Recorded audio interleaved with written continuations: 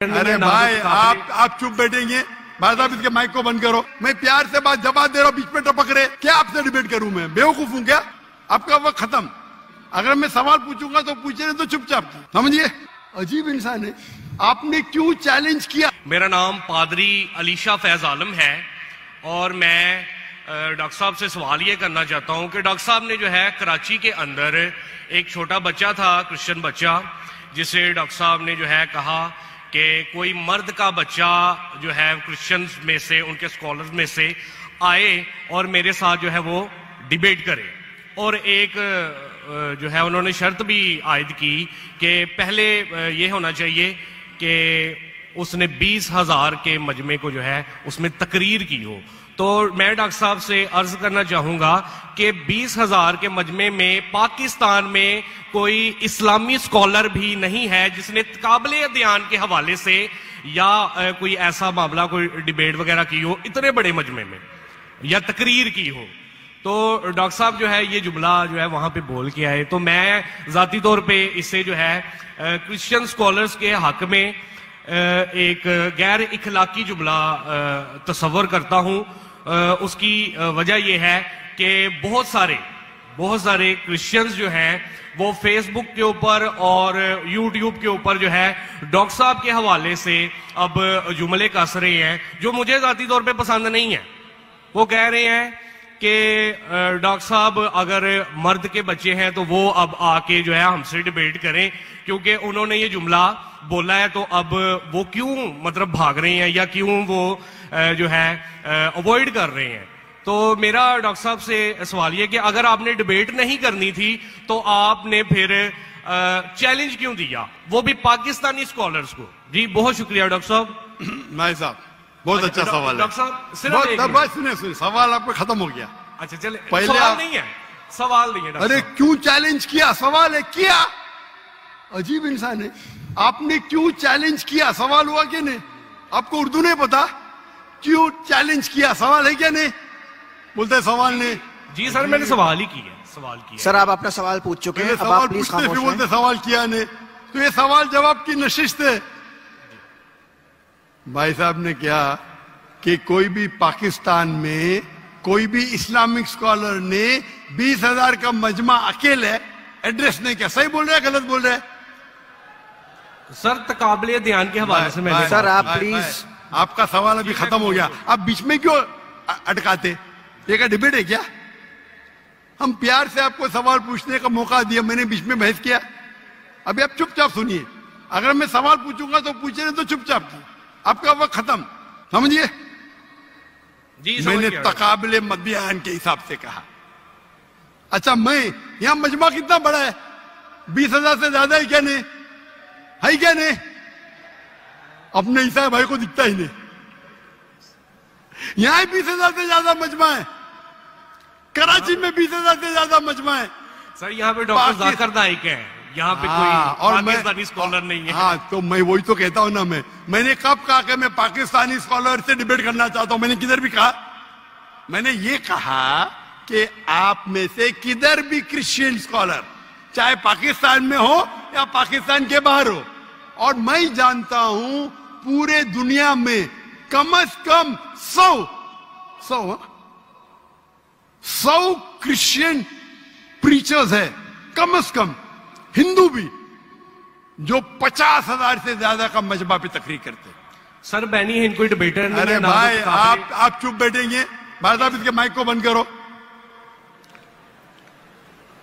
आपको समझता नहीं हिंदी, उर्दू समझता नहीं, आप रूल को फॉलो नहीं कर रहे। मैं प्यार से बात जवाब दे रहा हूं, बीच में टपक रहे। क्या आपसे डिबेट करूं? मैं बेवकूफ हूं क्या? तुम तो फेमस हो जाएंगे। अरे डॉक्टर नाइक से डिबेट किया, सब लोग वर्ल्ड फेमस। तो किसको भी फेमस होने का है तो किसके खिलाफ? एक मशहूर इंसान के खिलाफ बात करो। ये तो इंसान की फितरत है। अभी मैं कहता हूं कि मयार के आदमी को लेके आओ ना, लोग ने तो बोलेंगे भाई ये बच्चे को मारता है। तो मेरा चैलेंज क्लियर था कि आप जो बोल रहे बिल्कुल गलत बोल रहे। आप अपनी ईसाईयत की किताब को नहीं जानते, ईसाईयत की फिलॉसफी को नहीं जानते, और आप बच्चे हैं तो किसी आदमी मर्द को भेजो ना भाई, टक्कर के आदमी, मतलब मयार के आदमी को भेजो, जो भाई लोग उसको मानते हैं। पीएचडी की कुछ वैल्यू नहीं मेरे सामने। जो लोग मानते कम से कम 50,000, चलो 20,000, पाकिस्तान में नहीं है तो पाकिस्तान के बाहर से लेके आओ। क्या ईसाईयत पाकिस्तान में महदूद है? क्या ईसाई स्कॉलर्स पाकिस्तान में क्या बाहर है? अगर अमेरिकन स्कॉलर आएगा वो अच्छा रहेगा, पाकिस्तानी स्कॉलर कौन अच्छा रहेगा? अमेरिकन या पाकिस्तानी? अमेरिकन। ये भाई समझता है पाकिस्तानी अच्छा रहेगा। हाँ, इस्लाम के बारे में पाकिस्तानी हो सकता है, बराबर ना?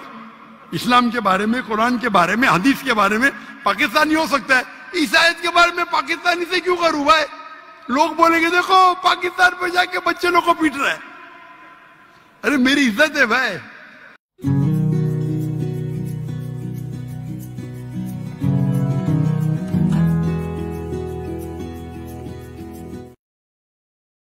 मसीह यीशु के जिंदा जलाली बरकत नाम में आप सबों की सलामती हो। मैं भी इस दौर में खराबी का नुमाइंदा हूं। मैं भी इस दौर में खराबी का नुमाइंदा हूं। मुझको भी साहिबे करदार ना समझा जाए। आप सबों को आपका सवाल प्रोग्राम में वेलकम कहते हैं, खुशामदीद कहते हैं। मैं बाइबल का तालिब इल्म, खुदा का खादम अकील नासर आप सबों की खिदमत में हाजिर हूं। जैसा कि आप सबों ने अभी एक वीडियो को मुलाजा फरमाया, ये बादशाही मस्जिद के अंदर लाहौर के अंदर 13 अक्टूबर को जो है वो लाइव प्रोग्राम चल रहा था, और जिसमें एक मुबल्लिग है जो दीन इस्लाम से ताल्लुक रखते हैं, और वो मुबल्लिग जो है वो दीन इस्लाम से ताल्लुक रखते हुए बड़ी गैर जिम्मेदाराना रवैये से बात करते हुए जो है वो नजर आते हैं। इसे हम इसको बातचीत को आगे लेकर बढ़े। मैं यहाँ पर आपको बताना चाहता हूं कि आज हमारे साथ, पहले तो मैं आपको बताना चाहता हूं कि आज हमारे साथ एक बहुत ही पुरवकार शख्सियत है। आज के हमारे जो चीफ गेस्ट हैं अपोलोजिस्ट अलीशा फैज आलम साहब। अभी मैं उनको स्क्रीन के सामने आपके सामने लेकर आऊंगा, लेकिन इससे पहले मैं आपसे ये बात करता जाऊं कि ये जो इस्लामिक मुबल्लिग है जिनका नाम डॉक्टर जाकिर नाइक बोला जाता है, और ये जो मुबल्लिग हैं ये बेसिकली एक फिल्टर्ड क्वेश्चन, सवालात और जवाबात का सिलसिला अपना पूरे वर्ल्ड के अंदर करते हैं। लेकिन ये इनका तीर या तुक्का मुल्क पाकिस्तान के अंदर चलने वाला नहीं था, और ना ही हमारे मसीही तुलबा व तालिबात जो बाइबल मुकद्दस के खुदा के इल्हाम के तालिब इल्म है उन्होंने चलने नहीं दिया। इवन के मुस्लिम स्कॉलर्स जो वहां पर मौजूद थे, मुस्लिम डिबेटर जो मौजूद थे, जो मुख्तलिफ फिरकों से ताल्लुक रखते हैं, उन्होंने भी वहां पर सवालात जवाबात के सिलसिले के अंदर आए। लेकिन मैं बताता चला जाऊं, बड़े गौर से बात को सुनिएगा। इससे पहले कि मैं बात को आगे लेकर बढ़ूं, ये जो लाइव स्ट्रीम चल रही है आपके साथ, इसको शेयर लाजमी कीजिएगा, उसको दूसरों के साथ इनबॉक्स लाजमी करें। फेसबुक पर, यूट्यूब पर अगर आप क्लिप काटते हैं वो भी आप कर लीजिएगा। व्हाट्सएप के जरिए से, डिफरेंट जो एप्स हैं उनके जरिए से इसको लाजमी शेयर कीजिएगा। और मैं यहाँ पर आपको एक बात बताऊं कि ये सारा प्रोग्राम जो इस्लामिक मुबल्लिग है इनका जो सारा है वो फिल्टर्ड होता है। फिल्टर्ड अब क्या होता है मैं आपको बताऊं। जैसा कि हम मुल्क पाकिस्तान के बासी, हम मुल्क पाकिस्तान के अंदर रहते हैं और मुल्क पाकिस्तान के हम सारे कवानीन से वाकिफ होते हैं, इसी तरह मुल्क पाकिस्तान के अंदर जब हम छोटे छोटे थे, आज तो गो के मोबाइल फोन का दौर है, बहुत ही टेक्नोलॉजी जो है वो फास्ट है। उस वक्त के अंदर जब हम एक ट्रांसमिशन देखते थे जो मुल्क पाकिस्तान के अंदर रेडियो पाकिस्तान पर एक ट्रांसमिशन चलती थी जिसका नाम था FM, और जब वो FM चलता था तो बहुत सारे लोग जो थे वो फोन कॉल्स करते थे, और फोन कॉल्स जिन सेकंड्स के अंदर वो जो प्रोग्राम को होस्ट कर रहा होता था, फोन कॉल्स करते थे, और जैसे ही फोन कॉल आती थी और उन्हीं सेकंड्स के अंदर कोई जो है वो गजल या फिर कोई गाना या जो भी उनकी जो रिक्वेस्ट होती थी या उनकी फरमाइश होती थी उन्हीं सेकंड्स के अंदर चला दी जाती थी। अच्छा, जब मैंने ये शुरू से देखा तो मेरे लिए एक बड़ी अजीब और हैरत अंगेज चीज थी कि इंसान इतना फास्ट कैसे हो सकता है। हाँ, इंसान है फास्ट, लेकिन इतना फास्ट कैसे हो सकता है कि एक सेकंड में वो सुन रहे हैं और दूसरे सेकंड के अंदर, मतलब कि उसी सेकंड के अंदर वो जो सॉन्ग था या गजल थी या गाना था वो पीछे बैकग्राउंड म्यूजिक में आ जाता था। अब मैं आपको यहां पर बताता चलूं कि ये सारी चीजें जब मैंने रेडियो पाकिस्तान लाहौर के अंदर जाकर देखा, FM प्रोग्राम को देखा, तो फिर मुझे पता चला कि ये सारी चीजें फिल्टर्ड थी। ये सारी चीजें थी कैसे कि पहले ही प्रोग्राम शुरू होने से पहले या पूरा वीक उनको कॉल्स का सिलसिला चलता और वो अपना नाम बताते कि जी मेरा नाम अकील नासर है और मैं ये वाला गाना सुनूंगा, जब मैं कॉल करूंगा या कॉल मेरी आएगी तो ये गाना सुनूंगा। अब वही होता, कॉल जाती और उनको ऑलरेडी पता होता कि ये नाम का बंदा इस शहर से है और इसने ये वाला अपना सॉन्ग जो है वो प्ले करवाना है और वो फौरी उसको क्लिक करता है। ये प्लान था। अब मैं आपको यहां पर बताऊं, बीच में कोई ऐसे शरारती लोग भी होते थे जो कि अपना नाम बताते लेकिन वो गाने और की फरमाइश या गजल और की फरमाइश कर देते। लेकिन वहां पर जो प्रोग्राम का होस्ट था वो ऑलरेडी, मैं आपको बता रहा हूं कि फिल्टर्ड प्रोग्राम होता, तो इसलिए वो कहते हैं कि ठीक है आपकी फरमाइश ये है, लेकिन आज हम आपको अपनी फरमाइश से अच्छा गाना सुनाएंगे और आपका भी इसके बाद चलेगा, लेकिन इससे पहले हम अपना सॉन्ग जो है वो आपको डेडिकेट करेंगे। और इसके बाद जैसे ही वो गाना खत्म होता तो कहते हैं सॉरी भाई वो टाइम खत्म हो चुका है, हम आपका गाना नहीं, हम नेक्स्ट में चले जाएंगे। तो ये है सारा इसका बैकग्राउंड। इस बैकग्राउंड का मेरा बताना इसलिए जरूरी था ताकि आपको पता चल जाए कि ये प्रोग्राम बेसिकली ये जो मुस्लिम मुबल्लिग है ये किस तरह से करता है और इसकी खासियत क्या है, पीछे क्या छुपा हुआ है।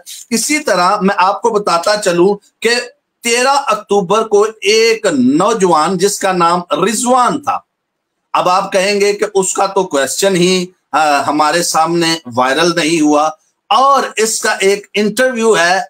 मोहम्मद रिजवान ये मुस्लिम नौजवान है, ये IT ऑफिसर है और डिस्ट्रिक्ट पाकपतन का रहायशी है। अब उसका कहना यह है कि डॉक्टर जाकिर नाइक ने मेरे से भी उनकी जो टीम है नीचे, गो के आज टेक्नोलॉजी का दौर है, व्हाट्सएप का दौर है, मैं प्रोग्राम से पहले चला गया, जब डॉक्टर जाकिर नाइक आए भी नहीं थे मैं तब चला गया, मैंने जाकर अपना क्वेश्चन लिखवाया और उन्होंने बहुत सारे सवालात किए। उनसे उन्होंने पूछा कौन सा सवाल है, हमें सवाल लिख कर दें और हमारी टीम देखेगी, अगर सवाल इस लायक हुआ तो फिर हम आपको मौका देंगे। फिर वो फरमाते हैं कि मेरा सवाल उन्होंने एक्सेप्ट कर लिया, और लेकिन जिस माइक पर अलीशा फैज और उनके दीगर दोस्त जो गैर मुस्लिम थे वो खड़े थे, उसी माइक पर मेरी बारी आने वाली थी, लेकिन प्रोग्राम खत्म हो गया। मैंने टीम से जाकर पूछा और उन्होंने कहा जी हमें डॉक्टर जाकिर नाइक साहब ने मना कर दिया था कि ये सवाल इस प्रोग्राम में नहीं, नेक्स्ट प्रोग्राम में पूछा जाए। अब यहां पर मैं आपको बताता चलूं, इससे पहले कि हम प्रोग्राम में आगे बढ़े, आज हमारे साथ बहुत ही पुरवकार और खूबसूरत शख्सियत है, और वो खूबसूरत और पुरवकार शख्सियत हमारे साथ जो है वो है अपोलोजिस्ट अलीशा फैज आलम, अपोलोजिस्ट पादरी अलीशा फैज आलम साहब। आज वो हमारे साथ हैं और आज हम उनसे मर्दे मुजाहिद, खुदा का ममसूस सूरमा, जिस तरह खुदा ने मुकद्दस दाऊद को कुव्वत दी, पावर दी, और उसने अपनी उस उम्र के अरसा में, जिस उम्र के अरसा में उसको बच्चा समझा जाता था, लेकिन उसने जात के जुलियत को मार गिराया, इसी तरह खुदा के ममसू ने, खुदा के खादम ने, जो आज हमारे साथ है, उनसे आज हम एक छोटा सा इंटरव्यू करेंगे और जानेंगे उन्हीं की जुबानी कि किस तरह से आप वहां पर पहुंचे बादशाही मस्जिद के अंदर 13 अक्टूबर को, और किस तरह से आपको मौका मिला सवाल करने का, और किस तरह से आपके अंदर जुर्रत कैसे आई कि आपने इतनी जुर्रत के साथ उनको ललकारा और बताया कि रहेगा नाम सदा तीकर मसीदा। जी, तो मैं बड़े ही पुरवकार शख्सियत को बड़े अदबो एहतराम से मैं दावत दूंगा कि वो सामने आए और आकर जितनी भी आवाम आज इस वक्त आपको देख रही है, आप सबों को खुशामदीद कहते हैं। जी पादरी अलीशा फैज आलम साहब, आज हम आपकी जुबानी पहले नंबर पे मैं आपको वेलकम कहता हूँ, खुशामदीद कहता हूँ प्रोग्राम आपके सवाल के अंदर। और मैं ये जानना चाहूंगा कि किस तरह से खुदा ने आपको इतनी कुव्वत दे दी कि आपने जाकर खड़े हो गए और दंतान शिकन जवाब देते हुए और उनसे सवाल भी किया, उनको चैलेंज भी किया कि किस तरह से आपकी जुर्रत कैसे हुई कि आपने हमें ललकारा कि कोई है मर्द का बच्चा तो सामने आए, और अगर सामने मैं आ गया हूं तो आप मेरे साथ अब डिबेट कर। जी पादरी साहब, इट्स अब आपकी टर्न है।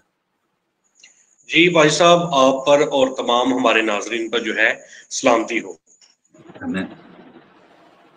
भाई साहब, मैं अपनी बात को यहाँ से शुरू करूंगा कि बतौर मसीही और बतौर अकलियत पाकिस्तान के अंदर कोई ऐसा शख्स नहीं है जो अक्सरियत से डरता नहीं है। ठीक है, सभी डरते हैं, सभी को कहीं ना कहीं खौफ है अक्सरियत का, क्योंकि हमारी जो अक्सरियत बहन भाई हैं जिनकी अक्सरियत है यहाँ पे, वो एक मिनट लगाते हैं और कोई बात ना भी हो तो वो बना लेते हैं।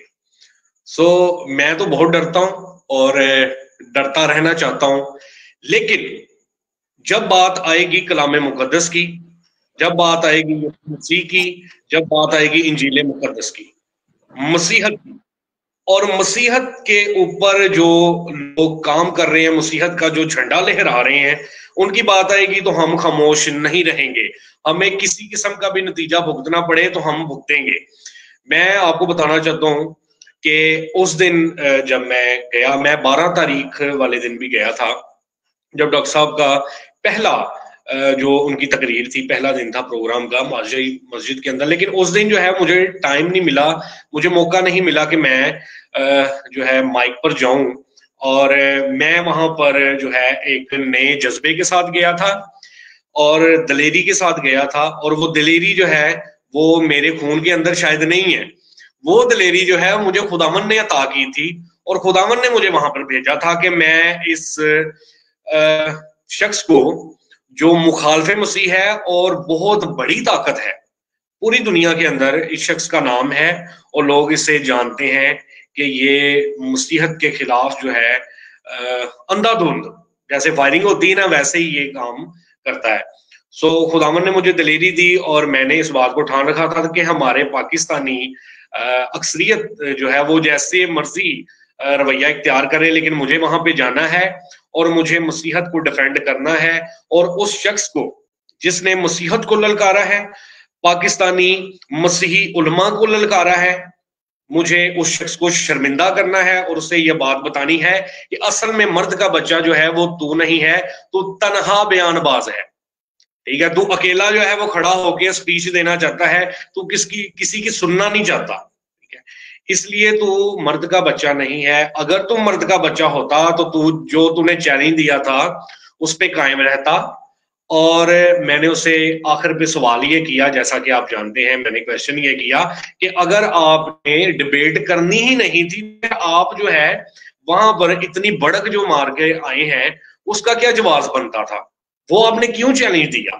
तो इसी बात को आखिर पे वो देख सकते हैं कि वो किस कदर गुस्से में आ गए और उनकी जुबान जो है वो स्लिप होने लग गई। तकाबले अदयान लफ्ज को तकाबले मदयान उन्होंने बोल दिया, मदयान कह रहे थे, बिल्कुल। और यहाँ पर भाई साहब, सॉरी मैं आपको जरा थोड़ा सा इंटरप्ट करना चाहूंगा। एक वक्त तो आ गया था कि उन्होंने इंतजामिया से बोल दिया था, बड़े गुस्से से वो लाल पीले होकर बोल रहे थे कि इनका माइक बंद कर दिया जाए। अभी हमने वीडियो ये बयान आपका सुना है, और वो बड़ा गुस्से से लाल पीले होकर, तो वो आप तो वहां पर मौजूद थे और सारी दुनिया वहां पर मौजूद थी, वो जरा किस्सा बयान कर दीजिएगा। किस्सा ये है सर कि जब उन्होंने बोला है ना माइक बंद करने का, तो उस वक्त मैंने एक बड़ी खास बात की थी जो शायद हाईलाइट नहीं हुई और बहुत सारे लोग नहीं जानते। और वो बात मैंने ये की थी कि आप जो बार बार जो है वो कहते हो जी बैनी हिंद के साथ मैं जो है वो मुनाजरा करूंगा और फलाने के साथ करूंगा, तो मैं असल में मैंने बोला था कि बैनी हिंद कोई डिबेटर थोड़ी है, वो मसीही आलम थोड़ी है, वो मसीही आलम नहीं है। वो आप उन्हें मुबशर कह सकते हैं, आप उन्हें पासबान कह सकते हैं, उनके पास ये खास खिदमत है, लेकिन उनके पास ये खिदमत नहीं है कि वो आपके साथ डिबेट कर सके। जो डिबेट कर सकते हैं आप उनके साथ बात कीजिए ना, वो तो आपके सामने खड़े हुए हैं और वो आके आपको ललकार रहे हैं और आपको बता रहे हैं कि you are not the son of man, आप मर्द के बच्चे नहीं, आप पता नहीं किसी अब मैं ऐसा लफ्ज बोलना नहीं चाहता, क्योंकि हम मसीहत हमें जो है वो हमेशा दायरे में रहने का सिखाती है और तहजीब में रहने का। और आपने मेरे सवाल करने का अंदाज भी देखा था कि बिल्कुल आजिजाना था, ठीक है, अगरचे मैंने सख्त बातें की हैं लेकिन आजिजाना तरीके से की हैं। और वो हिजड़ों की तरह जो है तनहा बयानबाज बन के वो कहता है जी आओ मुझसे क्वेश्चन करो और मैं आपके सवाल की ऐसी की तैसी करूं, बस अपनी, यानी माइक जब बंद कर देगा तो जाहिर है आप उसे कह ही नहीं पाएंगे कि आप गलत बोल रहे हैं, आप इसकी तफसीर गलत जो है वो कर रहे हैं, मुझे मौका दें मैं आपको सही तफसीर करके बताता हूँ। ठीक है, तो ऐसा हुआ कि उन्होंने माइक बंद कर दिया और उसके बाद जो है जी जी जी ब्रदर जी, यहाँ पर मैं एक और चीज का इजाफा करता जाऊं कि मैं बल्कि पूरी कौम को, जो मसीही कौम इस वक्त देख रही है, और उन सबों के बिहाफ पे आपको कॉन्ग्रेचुलेशंस कहना चाहूंगा, आपको मुबारकबाद पेश करना चाहूंगा कि पिछले दिनों के अंदर आपका एक हकीम इमरान साकिब के साथ बड़ा कामयाबी के साथ एक मुनाजरा गुजरा, डिबेट गुजरी, और उसके लिए हम आपको मुबारकबाद पेश करते हैं। गो कि आप इस चीज का एक्सपीरियंस रखते हैं, आपको पता है कि मुनाजरा किस तरह किया जाता है और उनके असूलात क्या है। क्या मुनाजरे के ये असूल हैं कि 20,000 अवाम होनी चाहिए? क्या मुनाजरे के ये असूलात हैं कि जी 30,000 होनी चाहिए, या पाकिस्तान में नहीं मलेशिया में होना चाहिए, दिस एंड दैट? जरा ये भी हमारी जो मसीही अवाम है उनको जरा बता दीजिएगा। जी सर, मैंने वहां पे जो उन्होंने शर्त आयद की थी, उन्होंने बोला था डॉक्टर जाकिर नाइक साहब ने कि 20,000 की अवाम होनी चाहिए जिसमें उस शख्स ने तकरीर की हो, ठीक है, फिर मैं उसके साथ डिबेट करूंगा। अच्छा, इस तरह का कोई असूल जो है वो डिबेटर्स ने नहीं बताया और ना ही ऐसी किसी किताब में कोई ऐसा, ये उनका खुद का मेयार है जो वो सेट कर रहे हैं। एक्चुअली बात ये है कि पाकिस्तानी उलमा जो हैं, आपको पता है पाकिस्तान में तो हम इस तरह की कोई, आप मुझे बताएं कि इस तरह का कोई हम इज्तिमा कर सकते हैं जिसमें मुस्लिम आए हमें क्वेश्चन करें या हम मजहब पे बात करें बाकायदा? ऐसा तो मुमकिन ही नहीं है, मुमकिन ही नहीं है पाकिस्तान के अंदर। अब जो बातें मुमकिन नहीं है उन बातों को लेकर जो है डॉक्टर जाकिर नाइक साहब पर्दे के पीछे जा रहे हैं, छुप रहे हैं, असल में वो डर रहे हैं। उन्हें पता है कि ये लोग मेरे कपड़े उतार देंगे और जो मेरी इज्जत बनी हुई है ना थोड़ी बहुत दुनिया में, जो लोग मुझे जानते हैं उनके सामने तो मैं नंगा हो जाऊंगा। और हमारे बहुत सारे भाइयों ने वहां पे जाके ऐसे ऐसे क्वेश्चंस किए कि ये शख्स जो है, बहुत सारे लोग जो इसके फैन थे वो इससे बागी हो गए। उन्होंने बोला कि ये शख्स, आप यकीन करें कि जब मैं वहां से क्वेश्चन करके वापस बाहर आया हूं तो मेरे पीछे कोई 8-10 लोग भागे, 8-10 लोग हैं मेरे पीछे भागे। मैंने कहा खुदा खैर करे, ये पता नहीं मुझे मारने के लिए आ रहे हैं। और आप यकीन करें कि वो लोग मेरे साथ सेल्फियां लेना चाहते थे, क्योंकि उनको मेरे सवाल और मेरी उस गुफ्तगू का अंदाजा हो गया था कि वो किस कदर पायदार है। और डॉक्टर साहब ने जो है वो इंतहाई कमजोर और हकीर किस्म की बात की है जो उन्हें नहीं करनी चाहिए थी, कि अगर आप डिबेटर हैं, अगर आप स्कॉलर हैं, तो आपको तो चाहिए कि भाई आओ भी मैदान में। वो मुझे ही कहते चल भाई मैं 5 मिनट तुझे देता हूं, और खुदावन इस बात का गवाह है, खुदा इस बात को जानता है कि अगर मुझे 5 मिनट मिलते तो मैं उससे जो है वो सबक सिखा के आता, और इस बात को जो है अगरचे वो एलानिया, ठीक है, लेकिन देखने वाले लोग जो समझदार लोग थे, जिनके दिमाग काम करते हैं, मुसलमानों के ऐसे लोग हैं, और हम उनके लिए खुदावंद का शुक्र अदा करते हैं कि वो लोग समझते हैं जो बातें हम करते हैं, उनको पता चलता है कि ये बात इस फलां बंदे ने दुरुस्त की है। और सोशल मीडिया पे मुस्लिम भाइयों ने, बहुत सारे लोगों ने अप्रिशिएट किया। वो कह रहे थे कि आपने सवाल जो पूछा है वो पूछा है कि अगर इन्होंने नहीं दिया तो फिर ऐसा क्यों हुआ कि भैया ये क्यों बहाने बना रहे हैं, ठीक है, और इनको डिबेट करनी चाहिए। ये अच्छा भाई साहब, यहाँ पर मैं एक और क्वेश्चन करना चाहूंगा आपसे, जो मुझे सवाल मसूल हुए हैं, गो के जाहिर है आपकी आप तक सबकी अप्रोच नहीं, जाहिर है आपका फोन नंबर लोगों के पास नहीं, या जिस तरह से भी मुझे अप्रोच लोगों ने किया, मेरे साथ सवालात जो है वो उन्होंने शेयर किए कि पादरी अलीशा फैज आलम साहब से इन सवालात को लाजमी पूछिएगा। तो मैं लोगों की नुमाइंदगी करते हुए आप तक ये सवाल लेकर आना चाहता हूं कि जब आप वहां पे पहुंचे हैं और जब प्रोग्राम खत्म हो गया, उसमें सारे पूरे उस टाइम पीरियड के अंदर क्या मसीहियों के साथ उन मुबल्लग साहब का क्या रवैया था, और क्या वो गैर मसीहियों के साथ भी इसी तरह तलख कलामी से बात कर रहे थे जिस तरह उन्होंने आपसे बड़ी ही कमजोर सी गुफ्तगू की है, जिसे हम मतलब हमें तो लफ्ज इजाजत नहीं देते, हम सिर्फ यही कह सकते हैं कि बड़ी कमजोर गुफ्तगू की है। इतना बड़ा कद्दावर शख्सियत और छोटी छोटी बातें करके, और मेरे ख्याल से कि उनकी सारी नॉलेज स्टडी हमें शीशे की तरह सामने नजर आ गई है। तो क्या गैर मसीहियों के साथ या गैर हिंदुओं के साथ या सिखों के साथ, यानी कि जो उनके अपने मजहब के अंदर लोग थे, उनके साथ भी ऐसा ही तलख रवैया था? जी सर, मैं आपको इस बात का जवाब देता हूँ। ये बड़ी जबरदस्त सवाल ने आपसे पूछने के लिए कहा है। असल में कोई भी जी शौर और बा इल्म शख्स उसके सामने जब जाता था ना, तो वो उससे बदतमीजी पे उतर आते थे, ठीक है, और जो बेइल्म जाता था उसको वो मस्के लगाते थे, प्यार और पोचे लगाते थे ताकि ये इस्लाम कबूल कर ले, ठीक है। तो इस तरह का जो रवैया था ना उनका, वो इस बात को बड़े अच्छे तरीके से जाहिर कर रहा था कि जब भी कोई बाइल्म शख्सियत आती है तो उसके साथ उनका फौरन रवैया जो है चेंज हो जाता है, और वो फौरन जो है वो कहते हैं इसका माइक बंद करो, ठीक है। और मैंने उनकी दुम के ऊपर पांव रख दिया था जब मैंने बोला कि बैनी हिंद कोई डिबेटर नहीं है, ठीक है। तो वो फौरन एकदम से उसे पता चल गया कि अब ये पोल खोलेगा, अब लोगों को पता चलेगा कि मैं हमेशा उन लोगों को चुनता हूं डिबेट के लिए जिनके पास इल्म नहीं होता, ठीक है। तो ये यही बात है कि असल में जब भी कोई बाइल्म शख्स वहां पे गया है, चाहे वो मुलहिद है, वहां पे बहुत सारे मुलहिद भी गए थे, ठीक है, जिनका किसी और वो उनके क्वेश्चन जो हैं वो वैलिड थे, अच्छे थे। और इसी तरह जो हमारे मुस्लिम बहन के साथ पेशावर में इन्होंने किया, उन्होंने बोला कि हमारा मुआशरा तो इस्लामी है, लेकिन उनके अंदर जो इस तरह के उल्टे सीधे काम हो रहे हैं, ठीक है, वो जो है वो लड़कों के साथ जो है वो इस तरह से मसाजिद में ये सारा कुछ हो रहा है, तो ये कितना गलत काम है।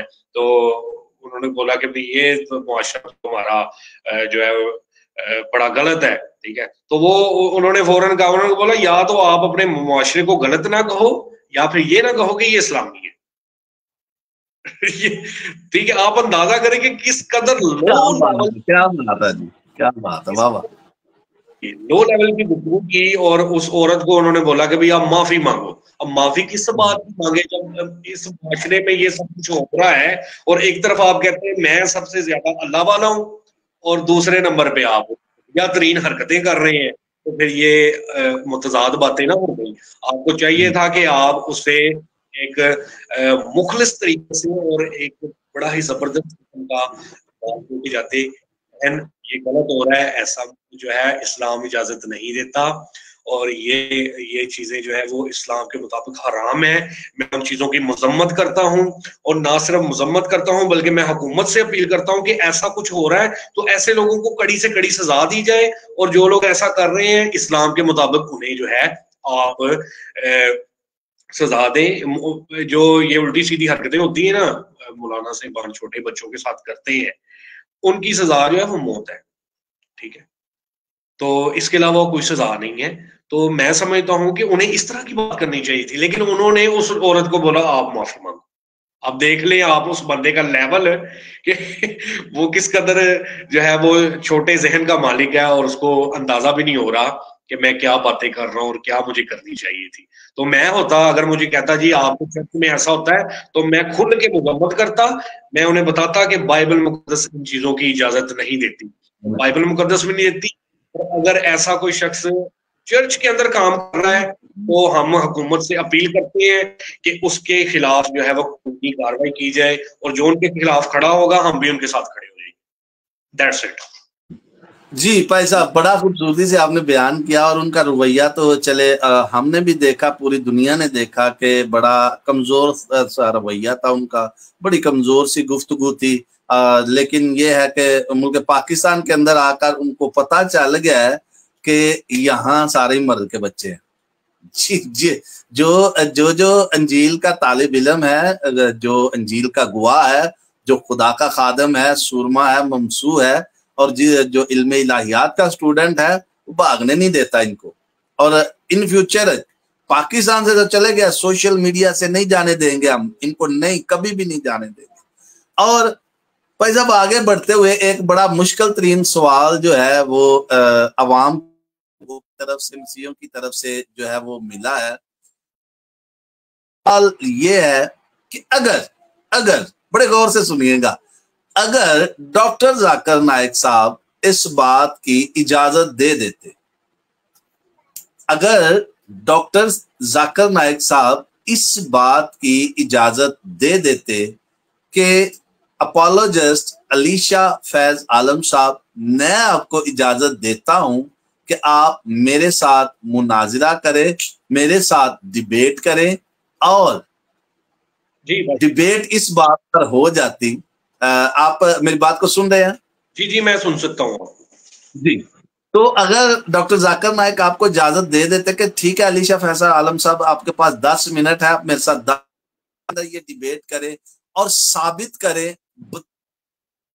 किस तरह से हजरत ईसा अलैहिस्सलाम बाइबल मुकद्दस के जरिया से या बाइबल मुकद्दस के मुताबिक वो कौन से हवाला जात हैं जो ये साबित करते हैं कि वो खुदा है, और उनके अंदर लिखा हुआ है कि आप उनकी ताज़ीम व तमजीद करो, उनकी प्रस्तिश करो, उनकी इबादत करो। आपको मौका मिल जाता तो आप क्या करते? जी प्लीज। जी, बहुत अच्छा सवाल है भाई साहब, आपने अच्छा किया कि ये पूछ लिया। मैं समझता हूं कि डॉक्टर जाकिर नाइक साहब अगर मुझे मौका देते और 10 मिनट दे देते तो 10 मिनट काफी थे कि उनका, जैसे वो कहते हैं ना जी आपका सवाल गलत है, आपका सवाल, तो मैं उन्हें जो है वो साबित करता कि उनका सवाल भी जो है वो गलत है। वो किस तरह से? क्योंकि बाइबल मुकद्दस के अंदर जो है, या आप कुरान शरीफ की बात कर लें या दुनिया की तारीख आप पढ़ लें, आप देख सकते हैं और जान सकते हैं इस बात को कि जो बादशाह हुआ करते थे ना, ठीक है, गैर अकवाम के, खुसूसन गैर अकवाम के बादशाह, उनका खुदाई का दावा था। फिरौन का खुदाई का दावा था, नबुकदनजर का खुदाई का दावा था। वो कहता था जी मेरे आगे झुको, मुझे सजदे करो। तो मैं जाकिर नाइक साहब को कहता कि जनाब अगर यही म्यार है तो फिर आप इनको जाके सजदे करें, इनको खुदा मान लें। क्या दावा काफी है? दावा उनके लिए काफी है। और अगर यीशु मसीह का दावा चाहिए तो यीशु मसीह ने कहा कि मैं अव्वल और आखिर हूं, मैं इब्तदा और इंतहा हूं। तो मैं समझता हूं कि इससे बड़ा दावा जो है यीशु मसीह का, और आपको क्या दिखाएं? बाइबल मुकद्दस के अंदर जो है यीशु मसीह कह रहे हैं कि मैं अव्वल और आखिर हूं, और कुरान शरीफ के अंदर यही दावा जो है वो अल्लाह ताला कर रहे हैं। ठीक है, आपके कुरान शरीफ के मुताबिक अब दावा तो हमने दिखा दिया, अव्वल और आखिर अगर जो है अल्लाह जो है अपनी जुबान से कह रहा है कि मैं अव्वल और आखिर हूं, तो इसका मतलब ये खुदाई दावा है। वो कह रहे हैं कि मैं खुदा हूं, और अगर यीशु मसीह कह रहे हैं तो फिर आप कैसे इनकार कर सकते हैं? अच्छा, इन हवालाजात को वो झुटलाते हैं, वो कहते हैं नहीं जी, हर नबी जो है वो अपने जुबाने में जो है वो अव्वल और आखिर हुआ करता था। आप कह दें कि जी यीशु मसीह ने कहा राह हक और जिंदगी मैं हूं, तो वो कह देंगे जी राह हक और जिंदगी हर नबी अपने जुबाने में हुआ करता था। तो मैं समझता हूं कि उनका इस तरह से रिफ्यूट करना, यीशु मसीह के अल्फाजों को जो है वो दूसरे अंबिया कराम के हवाले से उनके साथ जोड़ना इंतहाई गलत है। अगर कोई कहे कि हर नबी जो है वो अपने दौर में आखिरी हुआ करता था, जैसे कि पैगंबर इस्लाम, ठीक है, आपका दावा है कि वो आखिरी नबी है, तो फिर ऐसे थोड़ी है कि उसका दावा उधर जो है वो डाल दिया और उसका उठा के उधर डाल दिया, ऐसे नहीं होगा। ये यीशु मसीह का आप कोई नबी दिखा दें हमें, आप जनाबे मूसा दिखा दें, जनाबे यशुआ दिखा दें, जनाबे दाऊद, जनाबे सैमुएल, कोई एक नबी पैगंबर इस्लाम भी दिखा दें, किसी ने इस तरह का दावा नहीं किया मां सवाए यीशु मसीह के। खाकी जिस्म रखते हुए उन्होंने ये दावा किया, उन्होंने बोला कि मैं अव्वल और आखिर हूं, और बहुत सारे दावे हैं, लेकिन ये दावा जो है यीशु मसीह का वाज़िया और क्लियर है, ठीक है।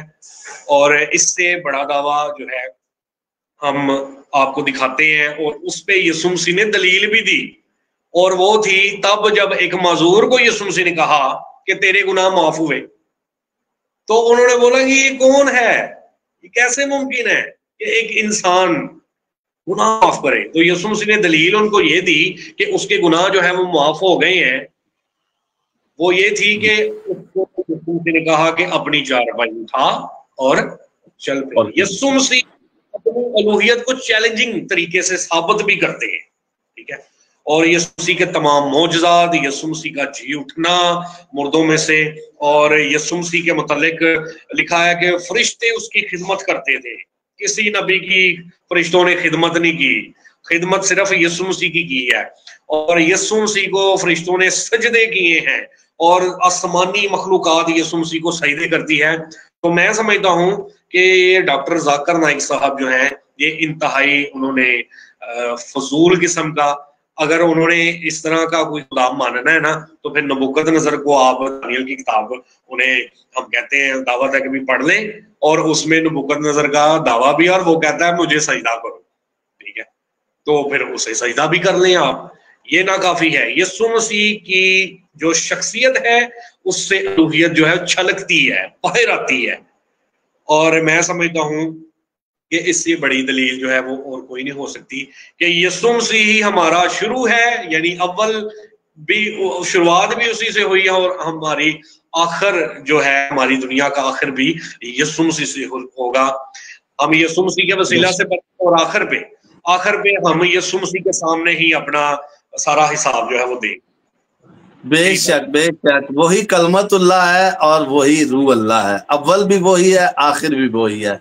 और अव्वल और आखिर होने का मतलब ये है कि मैं हर काम कर सकता हूँ और करने की कुदरत रखता हूँ। जो काम बाप करता है वही काम मैं करता हूँ, बेशक वो करता है।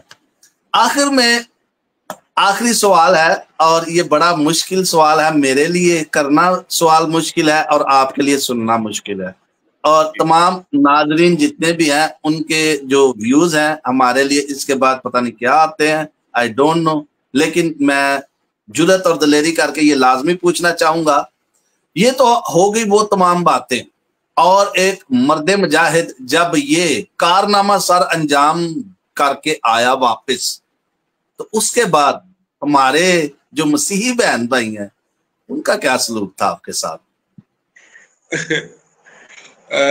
जी, अपना खुदावन के फजल से सोशल मीडिया पे चंद एक ग्रुप्स ने जो है वो मुझे रीच किया और उन्होंने अप्रिशिएट किया वैसे भी। लेकिन मैं जिस तरह से समझता हूँ, मैं सिर्फ अपनी बात नहीं करूंगा। देखिए, मैं समझता हूँ कि वहां पर जो शख्स गया था, ठीक है, और उसने वहां पे जाके अनएक्सपेक्टेबल जो है वो कुछ किया, तो कलीसिया की तरफ से मैं ओवरऑल बात कर रहा हूँ, पाकिस्तानी कलीसिया, ठीक है, सिर्फ किसी एक चर्च की कलीसिया की बात नहीं कर रहा, और हमारे उलमा। मैंने वहां पे बोला कि आपने मसीही उलमा के मुतल्लिक ये जो जुमला बोला है ये गैर इखलाकी जुमला है, ठीक है। मैंने ये तो नहीं बोला कि आपने मेरे खिलाफ ये जुमला बोला है। मैं वहां पे अपने लिए नहीं गया था, मैं वहां पर गया था अपने उलमा मशाइख के लिए, जो दिन रात मसीहत के ऊपर काम करते हैं और दिन रात जो है वो लिखते हैं, वो मसीहत के दिफा के लिए जो है वो खड़े होते हैं और बहुत सारे चैलेंजेस का वो सामना करते हैं। मैं उनके लिए वहां पे गया था और जैसा एक्सपेक्ट जो है वो किया जा रहा है, जैसे आपने जो है पूछा, तो इस तरह से जो है किसी ने अप्रिशिएट नहीं किया, ठीक है। बहुत कम ऐसे जो बड़े हम जिनसे तवक्को कर रहे थे कि वो हमें बुलाएंगे। और देखें बात ये है कि जिनके हम शागिर्द हैं, ठीक है, जिनके हम शागिर्द हैं, अगर वो हमें बुलाते हैं तो हम क्या कहेंगे कि ये हमारा उस्ताद है, और क्रेडिट किसे जाएगा? सिर्फ हमें, हमसे ज्यादा हमारे असातिज़ा को क्रेडिट जाएगा, मैं समझता हूँ।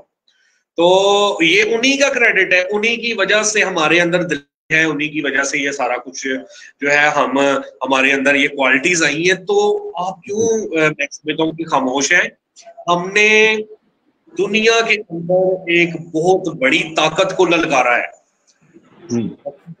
एक बहुत बड़ी ताकत है, आप उसे समझे या ना समझे, मुखालफे मसीह के तौर पे एक बहुत बड़ी ताकत है, जिससे जाके जो है मैं सीगा जमा इस्तेमाल सिर्फ अपने लिए नहीं कर रहा, बल्कि उन तमाम दोस्तों के लिए जो वहां पे गए थे और उन्होंने जाके उसको धूल चटाई है, ठीक है, और उसका बुरा हाल किया। और वही वो जो आप बात कर रहे थे कि उसको बेचारे को वो गाने सुनने पड़े जिनकी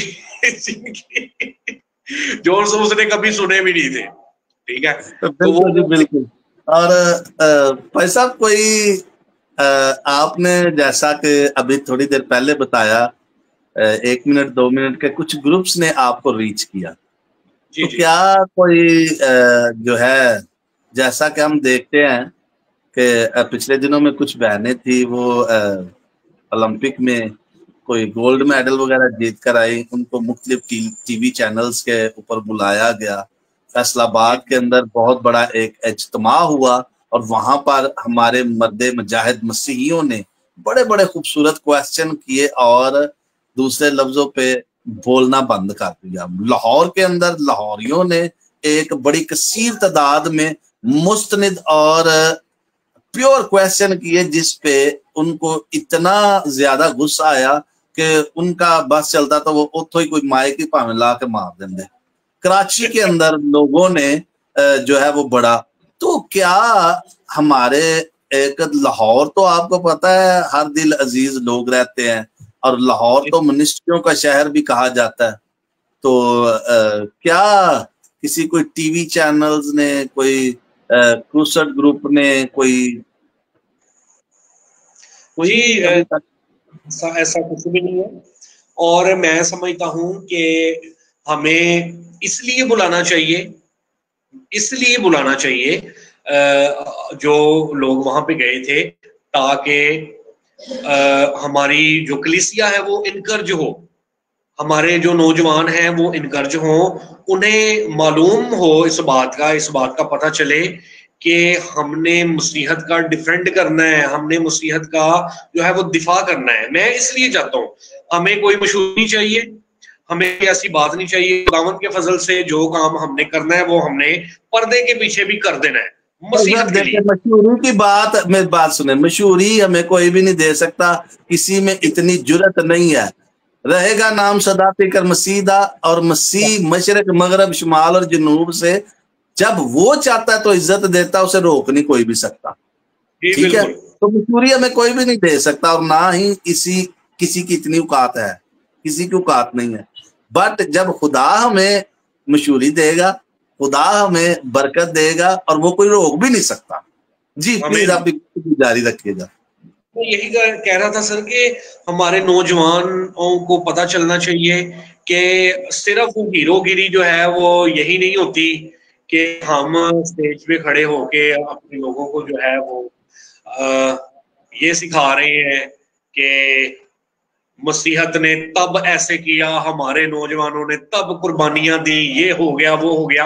मैं समझता हूं कि ये जो वाकया हुआ है जड़ावाला में वो किसी ऐसी वजह से होता कि कोई खादम कलाम सुना रहा होता और कोई आके कहता तुम कलाम क्यों सुना रहे हो, तो मजा आ जाता। मैं समझता हूं कि अगर मसीह के दिफा में कलीसिया के ऊपर इस तरह से, मैं समझता हूं कि ये जो सारे वाकयात होते हैं और उसके बाद आप रिजल्ट देखते हैं कि लोग सिर्फ जो है वो आपका मांस जो है ना वो नोचने की, आप वहां पे 1 करोड़ भी ले गए ना तो उन्होंने कहना तुझे इतने 3 करोड़ क्यों नहीं लगाया, ठीक है, उन्होंने आपकी बोटियां नोच लेनी है और आखिर पे आपने कहना कि यार ये कैसे गलत किस्म के लोग हैं जिनके पीछे मैं गया था। सो मैं समझता हूं कि अगर मैं ऐसे एक्सीडेंट मेरा हो जाए या मैं किसी से झगड़ा करते हुए मारा जाऊं तो मुझ पे थू है, और अगर मैं मसीह की गवाही देते हुए मारा जाऊं तो इससे बड़ी और कोई बात नहीं है।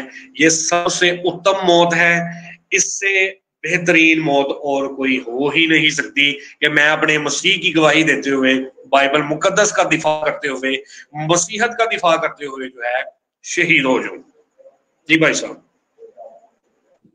जी बिल्कुल भाई साहब, किरदार की जो पुख्तगी है आपके इखलाक से जुड़ी हुई है।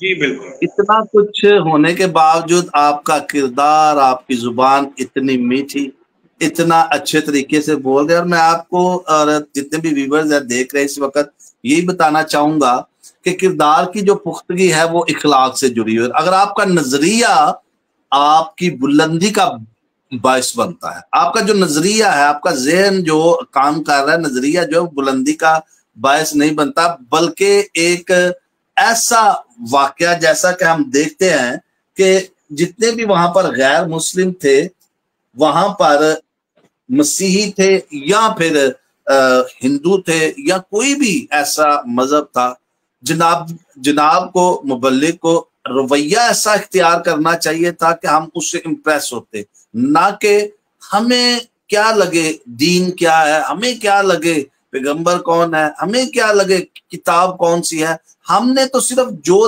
देखना है, कहते हैं ना जो दिखता है वो ही बिकता है, हमने तो जो देखना है उसको अडॉप्ट करना है। तो उनके रवैये में हम सभी देख रहे हैं कि उनके रवैये में ऐसी तलखी थी, ऐसी तलख कलामी थी कि उन्होंने मेरे ख्याल से इतनी को कमजोर और इतनी कह सकते हैं कमजोर रवैया इख्तियार किया था कि नाकाबिले बर्दाश्त था। लेकिन यहाँ पर हम आपको, आपकी जुर्रत को सलाम अर्ज करते हैं। जितने भी नौजवान, मसीही नौजवान वहां पर गए थे, हम उनकी जुर्रत को सलाम करते हैं। और पादरी साहब आखिर में आपके पास 1-2 मिनट हैं, अगर आप मौजूदा नौजवानों को जो इस वक्त मसीही नौजवान हैं और बाइबल मुकद्दस के तालिब इल्म है, मैं यहाँ पर एक बात को और बढ़ाना चाहता हूँ, हमारे मसीही जो स्कॉलर्स हैं, मसीही जो बुजुर्ग थे जिन्होंने इस वक्त दुनिया में भी नहीं रहे, बहुत बहुत बड़े नाम है, डॉक्टर KL नासिर साहब, पादरी डॉक्टर AR नासिर साहब, फिर डॉक्टर हिजकियल सरोज साहब और बहुत बहुत बड़े नाम हैं जिनका नाम मैं लेना भूल गया हूं या मुझे इस वक्त याद नहीं, मैं हाथ जोड़कर माफी मांगता हूं।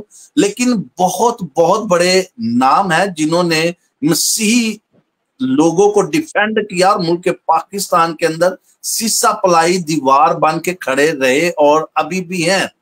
मौजूदा दौर के भी अंदर बहुत बहुत बड़े स्कॉलर्स हैं, बहुत बड़े बड़े राइटर हैं जो मसीहत को डिफेंड कर रहे हैं। लेकिन मैं उन नौजवानों की जुर्रत को सलाम पेश करता हूं कि जिन्होंने वहां पर जाकर, वहां पर खड़े होकर, आंखों में आंखें डालकर, सीसा पलाई दीवार बनकर खड़े होकर मसीहत का झंडा बुलंद किया और वहां पर ये साबित किया कि रहेगा नाम सदाती कर मसीदा, रहेगा जद तलक सूरज रहेगा। जी भाई साहब, आखिरी आपके पास 1-2 मिनट है, अगर आप कोई नौजवान मसीही तालिब इल्मों को कोई भी आप मैसेज छोड़ना चाहते हैं, आप बता सकते हैं। जी, मैं मैसेज मेरी तरफ से ये है कि तमाम नौजवान जो हमारी क़यादत है, जो बाइबल मुक़द्दस को सीख रहे हैं और मुनादी करना चाहते हैं, उनके लिए मेरा पैगाम ये है कि आप ज़रूर अपोलोजेटिक की तालीम हासिल करें। अपोलोजेटिक की तालीम एक खादम के लिए बहुत ज़्यादा ज़रूरी है। आपने क्या करना है, जब भी आप मुनादी के लिए निकलेंगे तो आपसे, जी सॉरी मेरा मोबाइल जो है वो गिर गया था। आपने क्या करना है कि जब भी आप मुनादी के लिए निकलेंगे, कहीं जाएंगे, तो मैं आपको बताना चाहता हूं कि आपसे सवालात होंगे। आपको लोग पूछेंगे कि यीशु मसीह का गवाह दिखाइए। आपको लोग ये कहेंगे कि आपकी बाइबल मुकद्दस तो बदल गई है। आपको लोग कहेंगे कि यीशु मसीह जो है वो कैसे खुदा का बेटा है, हालांकि उसकी तो शादी नहीं हुई। तो इस तरह के सवालात का आपको सामना रहेगा। सो मैं समझता हूं कि इस तरह के सवालात जो है ना, तो जब किए जाते हैं तो अक्सर खादमीन जो है जिनको इस बात का इल्म, और ज्यादातर है, मैं समझता हूँ कि यहाँ पे 90% खादमीन ऐसे हैं जिनके पास इन सवालात के जवाब नहीं है, उन्हें इल्म नहीं है। और जब कलीसिया का कोई शख्स आके उनसे पूछा ना, चाहे वो पादरी साहब क्यों ना हो, तो वो आगे से कहते हैं यार इतनी ना करें करो, पहले काटा में हमने मुसीह तालीम नहीं, मुसीह ने तो कहा ही नहीं है कि कोई अगर आपको जान का खतरा है, अगर कोई आपको जो है मारने के दर पे है या कुछ भी इस तरह की, तो कहा कि जो तेरे जान को खोएगा, असल में जब आपने दुराने मुद्दी, जब आप जो है दिफा करते हैं और सवालात के जवाब देते हैं, और अगर कोई गुस्से में आकर आपको कत्ल कर देता है, आखिरी यही चीज है ना कि कत्ल हो जाएंगे हम, तो मैं समझता हूं कि हम बाप अब्राहम की गोद में चले जाएंगे डायरेक्ट, और यीशु मसीह के कदमों में हम चले जाएंगे। इससे बेहतर और कोई जो है वो या इससे, अगर आप कोई बुरी चीज कहते हैं तो चले, इससे बुरी कोई और चीज नहीं होगी। किसी को अगर ये बुरा लगता है, मैं समझता हूं कि इससे बेहतर और कोई चीज नहीं है। डरे मत, अपने अंदर से खौफ को खत्म करें, अपने आप को यीशु मसीह के सुपुर्द करें। यीशु मसीह को कहें कि यीशु मसीह हम वही करेंगे जो आपको मंजूर है, जो आप कहेंगे। और यीशु मसीह का कहना यही है कि आज का पाकिस्तानी नौजवान मसीही बाइबल मुकद्दस का दिफा करें और यीशु मसीह के अखबार जो हैं उनको लेकर चले और मसीहत का दिफा करें, और बाइबल मुकद्दस पे उठने वाले सवालात, उनके इतराजात का जवाब दें और लोगों को जीते। ऐसा ना हो कि जब आप जवाब ना दें तो वो कहें कि नहीं हमारे स्कॉलर ठीक कहते हैं कि ये तो झूठे हैं, ये तो मकार हैं, जो तालीम हमें दी जा रही है ये तो सच्ची है। इस तरह ना हो, बल्कि आप जब उन्हें जवाब दें और मुनासिब जवाब दें, दंदाने शिकन जवाब दें, और आपका जवाब सुनकर वो लोग दंग रह जाए, परेशान रह जाए, और वो इस बात को जो है अगर अलानिया उस वक्त आपके सामने, लेकिन उनका दिल जो है, उनके दिल पे चोट लग जाए, और वो जो है, मैं समझता हूं कि जब हम खुदावंद के फजल से बहुत सारे भाइयों से बात करते हैं तो वो अंदर से कच्चे हो जाते हैं, ठीक है, उनके अंदर वो वाला ईमान नहीं रहता, और वो फिर हमारे पीछे पीछे घूमते हैं। आप यकीन करें कि एक भाई ने इनबॉक्स में आके मुझसे क्वेश्चन किया कि यार वो आप यीशु मसीह को खुदा का बेटा कहते हो, तो ये क्या सिलसिला है? मैंने कहा यार ये क्या सिलसिला नहीं है, मैं आपको बताता हूँ, और बड़े मैंने तरीके से उसे जवाब दिया। मैंने बोला कि आप पैगम्बर इस्लाम की जो अज़वाज थी उनको उम्महातुल मोमिनीन कहा जाता है, और नौज़ुबिल्लाह क्या आप लोग यानी मुसलमान जो मोमिनीन कहलाते हैं, आप लोग उनके बदन से पैदा हुए हैं? वो कहने लगा नहीं।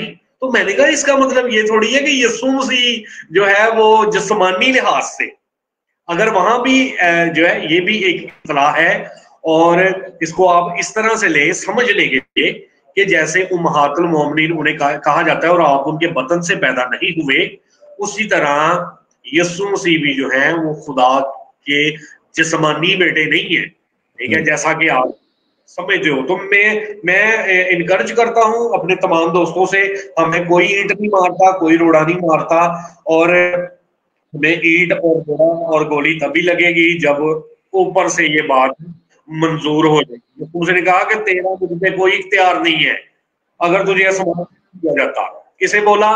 पिलातुस को। और मैं समझता हूं कि आज कोई आपके सामने जो है वो सारी बंदूकें जो है वो गिर जाएंगी, उसमें से गोलियां जो है वो गायब हो जाएंगी। आप देख सकते हैं कि पौलुस रसूल को सांप ने डस लिया था, अमाल की किताब में पढ़े, और क्या हुआ? लोग समझ रहे थे कि इसने बहुत बड़ी खता की है और ये अभी मर जाएगा, लेकिन लिखा हुआ है कि मर्दे खुदा को कुछ भी नहीं, और भाई बिल्कुल सही सलामत थे, और लोग उन्हें इल्ला समझने लग गए कि ये खुदा है। तो मैं आपको बताना ये चाहता हूं कि गोली आपका कुछ नहीं कर सकती, ईंट आपका कुछ नहीं कर सकती। वो ईंटें मार मार के हमारे बुजुर्ग जो हैं, नजीर उन्हें मारा था ना, वो खुदावन की तरफ से था, जब ऊपर से मंजूर हो जाएगा। और मैं समझता हूं कि नजीर मसीह के खून के एक एक कतरे पर एक एक कलीसिया बनेगी। बाइबल मुकद्दस में लिखा हुआ है कौम बनी इस्राइल के हवाले से, जब उनके बच्चों को कत्ल करवाने के मंसूबे बनाए गए और उन्हें मुख्तलिफ तरह से वो वसीयत दी गई, तो लिखा हुआ है कि उन्हें जितना सताया गया वो और बढ़ते गए। मसीहों को जितना सताया जाएगा, जितना तंग किया जाएगा, जितनी तकलीफें दी जाएंगी, हमारी तादाद उतनी बढ़ेगी, और हमारे खून के कतरे पर बनाएगा। हमें आमीन आमीन। रहेगा नाम सदाती कर मसीदा, हम खून का हर कतरा हंस हंस के बहा देंगे, दिल जिससे मुनव्वर है, एहसान ये बारा है, अंजील को फैलाना ये काम हमारा है। गॉड ब्लेस यू भाई साहब। बड़ा ईमान की बढ़ोतरी हुई, हमारा ईमान और ज्यादा बढ़ा, और जितने भी हमारे नाजरीन हैं, व्यूअर्स हैं, जो इस वक्त इस बात को सुन रहे हैं या सुनने वाले हैं, हम आपके लिए भाई साहब दुआ गो हैं। God bless you. खुदावंद आपको बहुत बरकत दे। हालेलुया। जी तो व्यूअर्स, हम शुक्रगुजार हैं आपका भी।